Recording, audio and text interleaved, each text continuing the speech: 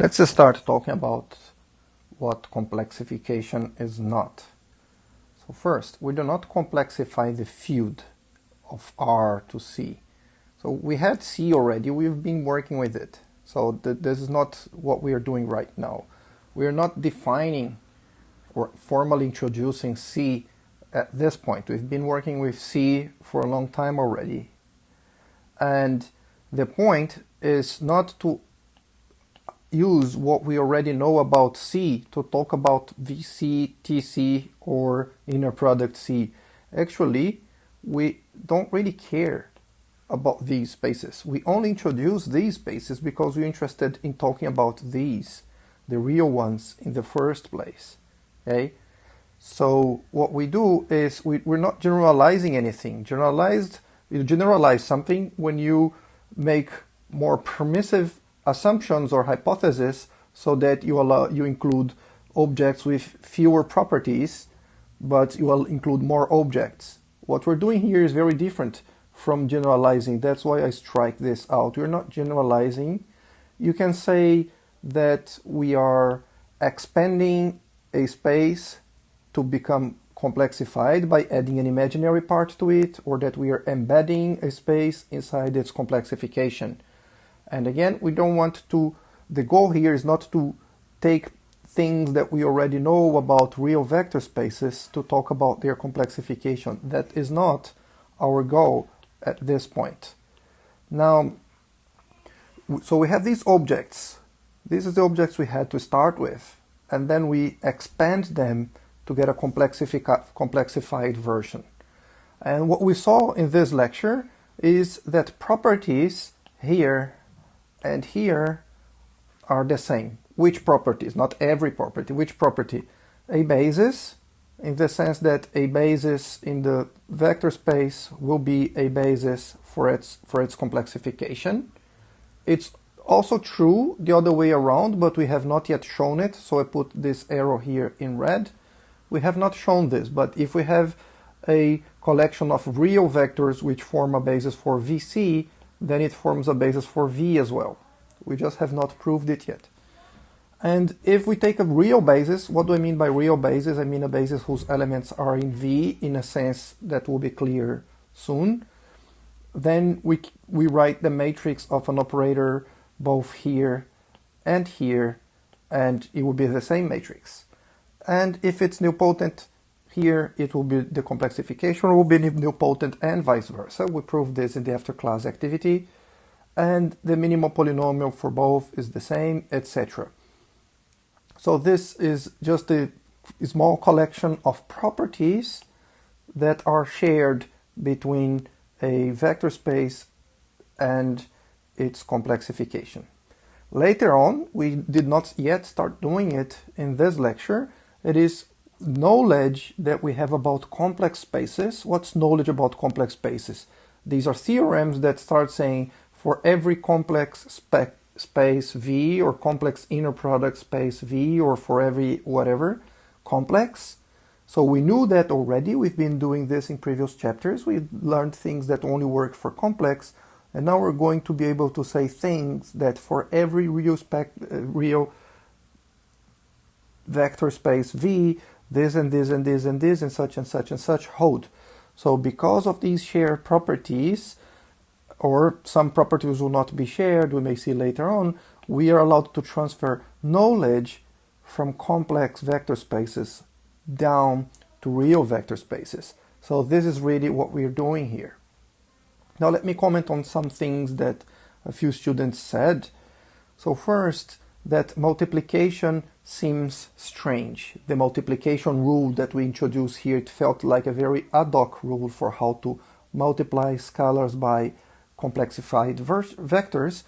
Well, let's talk about strange then. Okay, what is the field of complex numbers? Okay, suppose someone just gave us real numbers, they didn't give us complex numbers, and we want to construct complex numbers. Or we have a computer language, we're writing a computer program, we want it to handle complex numbers, but the computer language does not have complex numbers. How can we implement complex numbers? Well, we take a pair of real numbers. Two real numbers, they form one complex numbers. How so? Well, we have to say how we multiply complex numbers and how we add complex numbers, which means how do we multiply pairs of real numbers and how do we add pairs of real numbers. Well, okay, adding is straightforward. I mean, we can't make any sensible definition of addition different from this. And how do we multiply pairs of numbers that will give us a complex structure in this space? Well, we multiply pairs of numbers like this. And now this pair 1, 0, we call it 1, which we call it 1, which I am denoting in red here. So this 1 here is not the real one, it's the pair of two real numbers. The first is 1 and the second is 0. And when I write I, it is not a number y, it is a pair of real numbers. The first is 0 and the second is 1. And by denoting this pair with red 1 and this pair with red I, look what we have here. We multiply I by y by I, multiply I by I, and we get -1. But not the number I, not the number 1, it's this I and this 1 with this strange multiplication here. And why do we care? Why do we even make such a twisted idea? Well, if we come back a little more, this set with these two operations defined here like this, it's a field. You can check that these two properties will make this set be a field. You can check the axioms of being a field. And it is actually much better than this field here, at least for the purpose of linear algebra, for doing linear algebra, for one simple reason. For this field we have something called fundamental theorem of algebra, which is about polynomials, but as we have seen already at this point, polynomials are a very important object in linear algebra. So let me go down a little more, and that's exactly what we did for vector spaces. So for vector spaces, we had a vector space over the field of real numbers. And then we say, let me define this set here. What is the set? Sets of pairs of vectors. But I'm going to define operations on sets of pairs in a strange way. We can add a pair of vectors like this. That would be the obvious definition. But now we add a pair of vectors. We multiply a pair of vectors by a complex number, and this is what a complex number is, a pair of real numbers. We introduce the multiplication like this. You can see how similar this and this are. So this is the strange, so here's this strange multiplication rule that we have introduced. Now we can repeat the same business here. Let me denote U in red, this pair here that has U on the left and 0 on the right. Well, if we have this notation, then this here we don't really have to define. We just take V in red, which means V in red means V, 0. And if we multiply it by I, this is I here. If we multiply it by I, we get exactly 0, V. Okay? So because I is 0, 1. And if we apply this multiplication rule here, we get exactly this.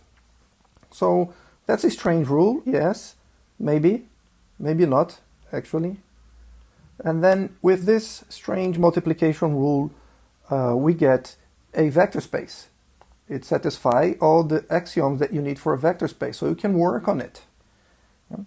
And to be a vector space, it satisfies in particular this property here. Okay? This is the number I, which actually is a pair of numbers, if you want. This is also the same number I here, and I times V, as we know already, that is 0V. If we multiply this by I again, then we get -V, 0 on the left. -V, 0. And on the other hand, if instead of performing this multiplication, here, we first multiply I by I, which is this number here, then we know what this multiplication will give by this rule. This will give minus 1, 0. Then we can perform this multiplication here, and we get exactly the same result, minus v, 0, which I'm denoting as minus this red v here. So what we do here, really, which some students pointed out as a very bad abuse of careless notation, is just we're not writing colors and assuming that the reader is clever enough to understand what we mean, or that it's clear enough from the context. So is it really okay to do that? Is it really okay to write this u here in black instead of red? If we write it in black, then this should be a member of this space, not a pair. Yeah, so it's a bit ambiguous what we are doing here. We are writing u in black when we actually mean u in red, and u in red means the pair u0 or u plus I0, which is not as precise as this one, a little bit more precise than this one, but in the end we get used to it. When we talk about u as a member of VC, we know we are talking about u plus I times 0, or even better, u comma 0. We just get used to it, and just each time we write u and v, know that maybe it means really a vector from v, maybe it means the pair, that vector here and 0 here, if you're talking about a vector in VC. So yeah, there is an abuse of notation, but it makes things extremely convenient. So another thing I would like to comment is some students said we're just adding a complex part to the knowledge that we had before. I would say it's the other way around. The knowledge we had before, it was mostly about complex vector spaces. These are the vector spaces for which we have Schur's theorem, for which we have upper triangular matrices, decomposition into generalized eigenspaces, Jordan forms, etc. And finally, I'd like to address the question of dimension. Some students are still asking about dimension. When we think of C2, if you want, then physically, for us human beings, this is kind of a four-dimensional space, in the sense that it is, we feel it physically as 4 dimensions. However, if we algebraically, it is a 2-dimensional complex vector space. Complex not because we have the letter C written here, but complex because having the letter C written here implicitly tell us that we are really considering it as a vector space over the field of complex numbers. Okay. So it's 2 dimensions. Why? Because this number here is twice as large as this number here. So is this space as big as this one? Because this is also a 2-dimensional space. This is also a 2-dimensional space. And it feels like this one is much bigger than this one. It's unfair to call both of them 2-dimensional. Well, you just have to live with this. I don't think I can say much more about it. It's a 2-dimension over the field of reals. So you can think dimension is not just measuring how big a vector space is, it's measuring how big it is compared with the field. So every space over the complexes, it's naturally bigger than the space over the reals, physically bigger, but algebraically not.